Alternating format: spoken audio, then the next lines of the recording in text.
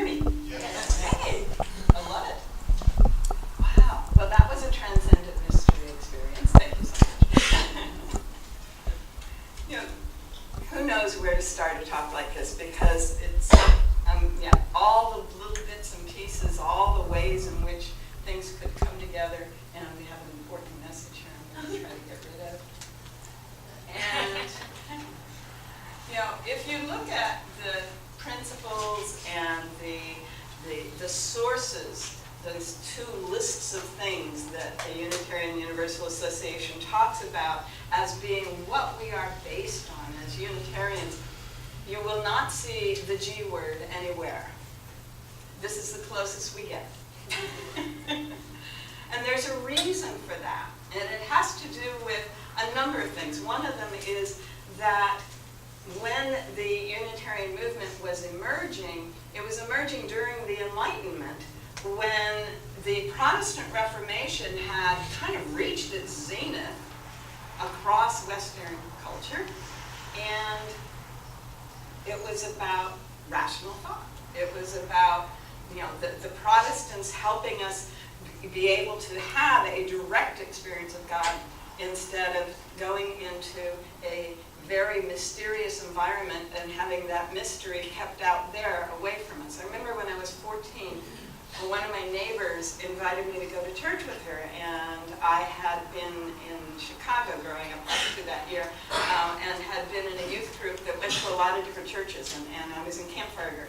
I went to a lot of different churches. So I'd been to Jewish synagogue, and I had been to Baptist, and I had been a Unitarian, and I had been in a variety of environments, but I had never been to Mass. And so we came into this beautiful little church in Menlo Park. Some of you may remember the little Catholic church in Menlo Park, California. And there was all of this gold, and the priest got up and he started speaking in Latin. And when the important times in the service came, he started to say these very important words without a microphone.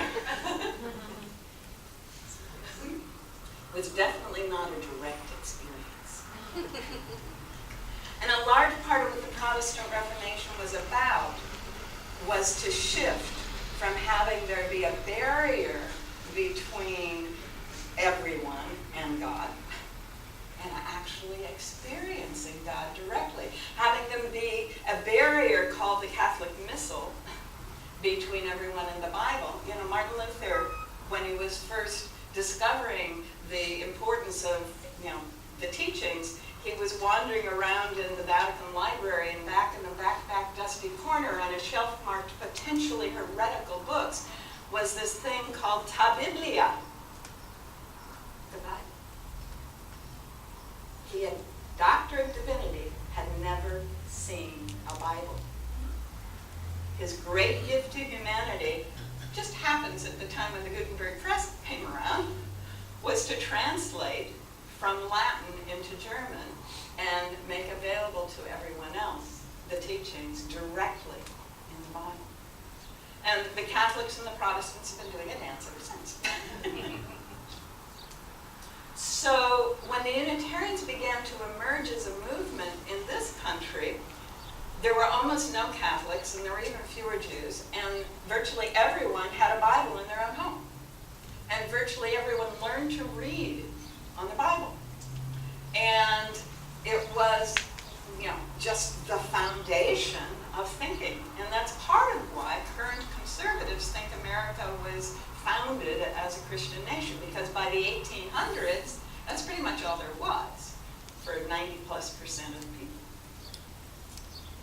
even though it was not founded on those principles.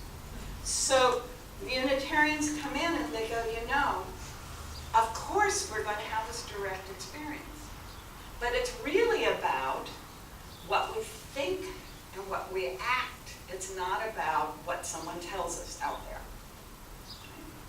So that's a context.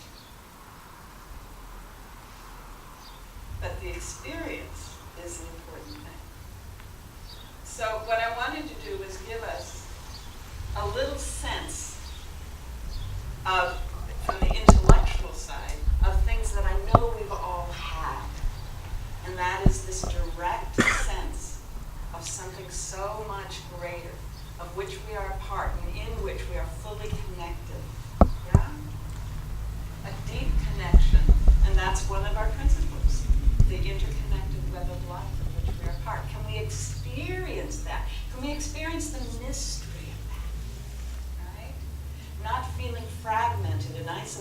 The problem with the intellect is the intellect fragments and isolates. So we have to somehow allow this other part of our mind to get engaged. And that's in the experience of transcendence. I found this really old picture of you. Yes, there is, but somehow, I don't know what that is, and it isn't on my screen.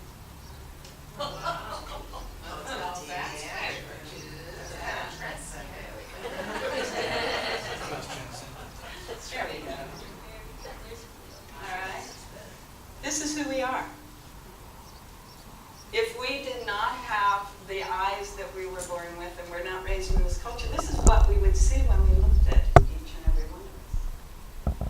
The cosmos and we are one and the same.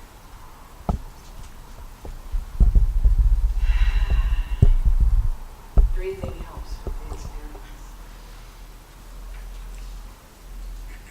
Ralph Waldo Emerson is the one who said we can't just rely on the intellect. And so in his essay, Nature, can you read that? Shall I read it? When I go with my friend to the shore of the little river that passes through our town, Concord, and step into our boat, it takes just one stroke of the paddle to leave politics and personalities behind. We pass into a magical realm of sunset and moonlight, almost too bright to enter without spiritual preparation. We breathe into the beauty and the glory of those moments. He says we move into this incredible beauty. We dip our hands into this living painting. Our eyes are bathed by these wondrous lights. That image, I used it because it is a photograph, but I always have to double check. It feels like a painting. It's the Deschutes River right outside of When we allow ourselves to fully experience the moment, then we begin to have this transcendent experience. And for many people, I know many yous also have on their bumper stickers, nature is my church. Here, he says, in nature's perfection is a holiness that shames world's religions. In nature's perfection. You know, and we've all had those experiences when we're just fully present to the incredible beauty, the incredible glory that is available to us. But we have to stop. What we have to stop is the intellect. We have to stop the to-do lists. We have to stop the, gee, I wish so-and-so had done such and such, or why did that candidate say that? And all of those things. To allow ourselves to even see the incredible beauty that surrounds us. So Ralph and his friends formed a group. They called themselves the Transcendentalists. And there were some fundamental ideas in what they offered, based on the concept that every being, all of life, all of the universe is inherently good. You know, about 20 years ago, the teenagers used to go around saying, it's all good. And I had a high schooler, and she was going, yeah, it's all good, Mom. It's all good. I'm going, no. And Emerson was very clear about this. Society and its institutions corrupt the purity of the individual.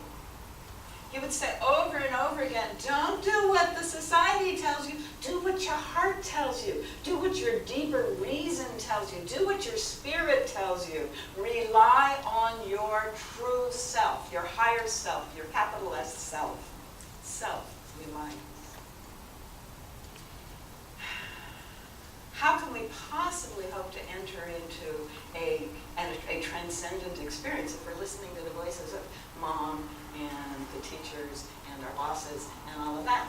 So the second thing we have to shut down is all the rules and my 5 toxic words: should, ought, gotta, have to, and must. Gotta go. If we're going to have this experience, yeah? And then in the last one, individuals are capable of generating completely original insights. Now, the first time I ran into this was when I was studying cybernetics, and there was this guy named Kenneth Golden who was an economist, and he was writing about cybernetics, and he was writing a book. He wrote a book called The Image.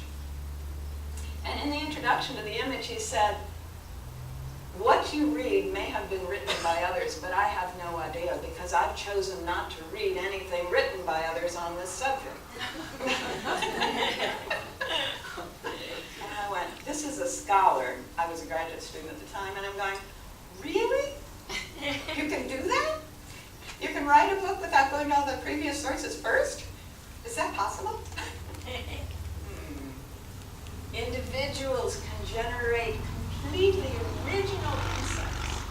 And again, Emerson would talk about that over and over again. He'd say, why do we imitate the Europeans? Why do we try to build buildings like they used to build them in Europe? We are perfectly capable of coming up with designs that fit who we are, where we are, with the resources at hand.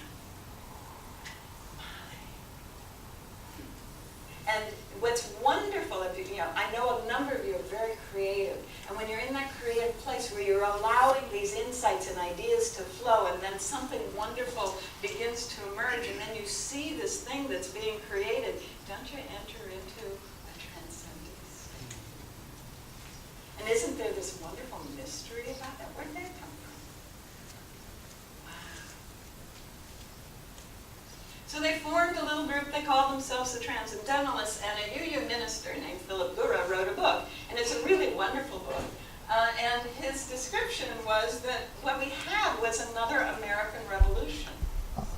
Now, I understand that there was a member of the Republican National Convention who insisted that Americans invented Christianity, and that this is a Christian nation, and we shouldn't be trying to find out what other countries do in their lifestyles, and so on. But no, we did invent Transcendentalism, though. There had been a movement along these lines in Europe under Goethe and his followers. And in fact, when Emerson wandered to Europe after his wife passed away and the Unitarian Church came out, he did spend some time with these wonderful people, but he had this faith in original insights. And so they met every week, Wednesday evenings, and they would share their original insights. And then they would walk home in the dark. And some of those walks home were Emerson's greatest transcendent moments. After the sharing in the dark, across town, crossing the bridge at Concord to his home. Each individual has direct access to the divine. And if you can't see it on this one, that's interesting. What that's supposed to say is Transcendentalism asserted a democracy of the spirit. A democracy of the spirit. And that's what got woven back into Unitarian-Universalism from this movement. That each and every being has full and complete access to the transcendent mystery.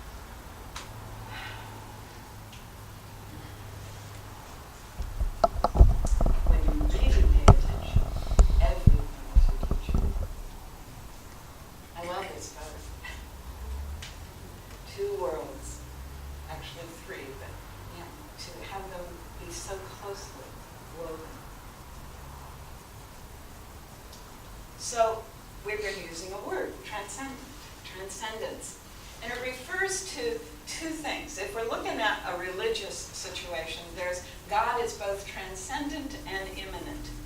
And most religions focus on one or the other. It's hard to have both because the brain really has a hard time at thinking that there's something that is out there that is so great, that is so far beyond my ability to comprehend, it transcends everything I can understand. And at the same time, it is closer than my breathing. When I was a little girl in Unitarian-Universalist environment, and it wasn't called that then, but I was told God is inside us and everywhere around us. And I couldn't understand how this great, powerful being that's out there and runs the universe could also be inside me. Nobody here has ever had that. Can we overcome that idea that there have to be two different states? It's out there running the world, and it's inside me. To begin to realize that what we are saying is it is everywhere present. And the running of the world is happening in every moment, every breath, every instant, every idea is the unfolding of the power of the divine. Goddess, God, higher self, Holy Spirit is happening that way. Quantum field, universal intelligence, divine mind is everywhere. And inside us is part of everywhere. We are not isolated, fragmented beings. It's a huge concept. We have been trained all of our lives to think we end at our skin. Has anyone seen skin under a microscope? There is no boundary. Things are flowing in and out all the time. There is no boundary. There is no edge. Nothing ends at our skin. We are not isolated or fragmented. But in religious experience, then transcendence overcomes the limitations of that belief system, of that understanding. When I am experiencing transcendence, there is no skin. There is no limit to who and what we are. There is no sense that I am separate from. When you are, inhaling a beautiful sunset, when you are standing in an environment which is so overwhelming that you just are breathing it and being with it. When you're in a situation that is so overwhelming that you can't even think, that's when you're being who you really are. A transcendent experience is beyond our normal emotional reality. I was so touched when I saw this photo. It lifted me out of any previous ideas I had about that location and about that situation. I love storms. Don't you love storms? Talk about transcendence. Oh my goodness. To be feeling the charged air and the movement, and when you can see it in the water too, and the lightning, it's just, oh my goodness, right? My husband was Catholic. My husband. And we attended Catholic churches in all the duty stations we were living in. He was in the Navy, and there was this one little Catholic church in a little town in Milton, Florida. It was not quite as big as this room. And Vatican II had happened, and so now the priest did everything facing the audience, the congregation, and he had just lifted the cup. And he was just about to invoke those wonderful lines, "Blessed are you, Lord God of creation," which is the translation of what you do in the Friday Sabbath too. Blessed are you. And the lightning hit the tree right next to the church. I didn't miss a beat. I mean, we're all going, He just kept right on going. I was amazed. But such power in that moment, to have lightning, and it obviously, I don't know why. I fell in love with this. The husband brought it to me a few months ago. He had been at a powwow one of a dozen photographs that he had taken. Isn't it? Oh my goodness. She is so into it. And only as I was preparing this, you can't quite see, in her, I think I put the cursor over, yes I can. In her hand is a feather, a little bright green feather. Now why are you sure it's a her? Ah! Well done. For me, all beings are female. Until they prove themselves otherwise. I've lived in Arizona. I've seen a lot of long-haired Indian boys. Oh, no, it isn't about the hair. There's just a quality of this kid. Mm-hmm. But isn't this, I mean, so completely embodying the purpose and the principle of the experience? I got swept into it too. Yes? Yeah.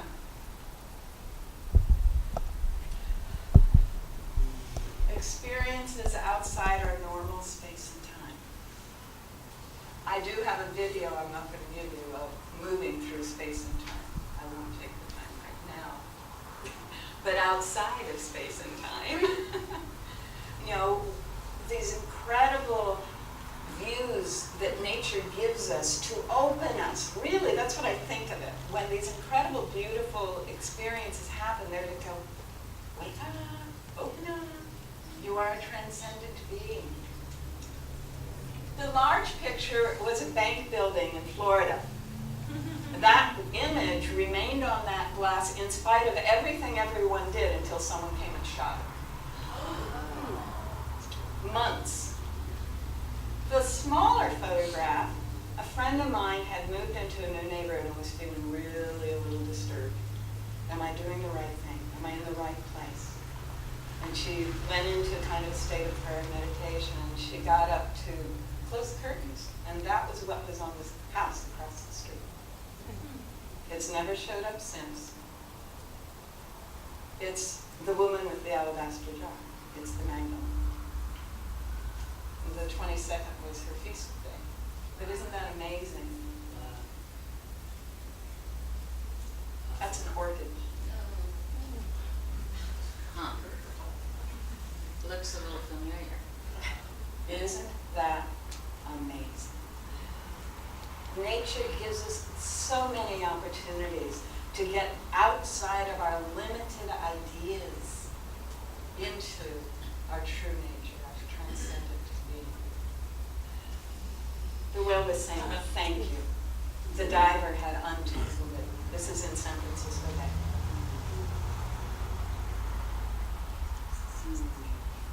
Can you imagine? Can you even begin to imagine the connection? So the transcendent experience is induced by these incredible, overwhelming things. They can be induced by meditation and prayer. They are induced by asceticism and deprivation, which is why the monasteries included that for so many hundreds of years, including today. People are still whipping themselves. And chemicals. This is here.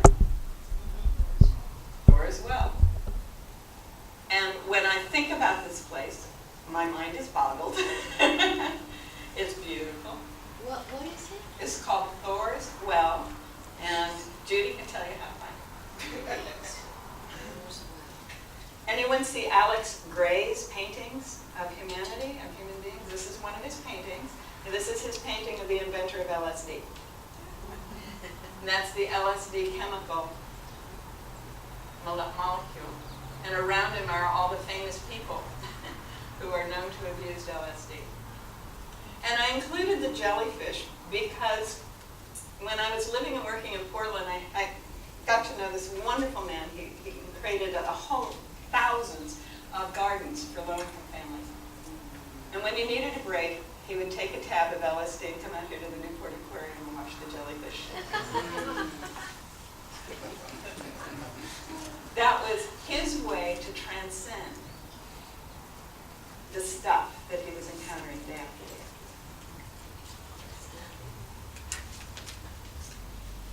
Prayer and meditation, those of us who do one or the other or both every day find find we get lost outside of ourselves on a regular basis.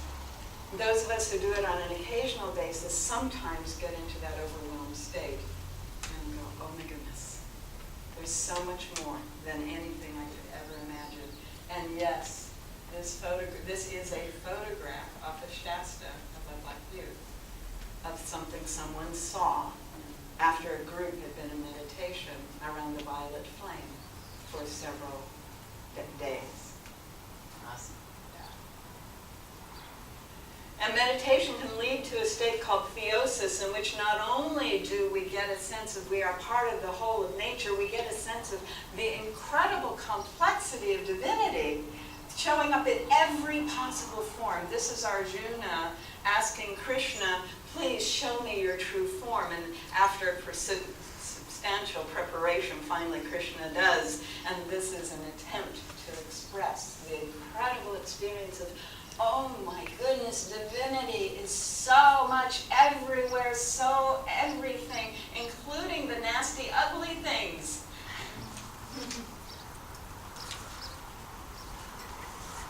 So it turns out there was a writer back in the 1700s who was talking about the nature of religion. He was a German, Schleiermacher. Religion is the outcome neither of the fear of death nor the fear of God. It answers a deep need, and that need is to get outside our normal boundaries. It is neither a metaphysic nor a morality, but above all, and essentially, an intuition and a feeling. I invite you to move into that realm of intuition and feeling, and to experience the transcendent mystery that is always available to us. Thank you.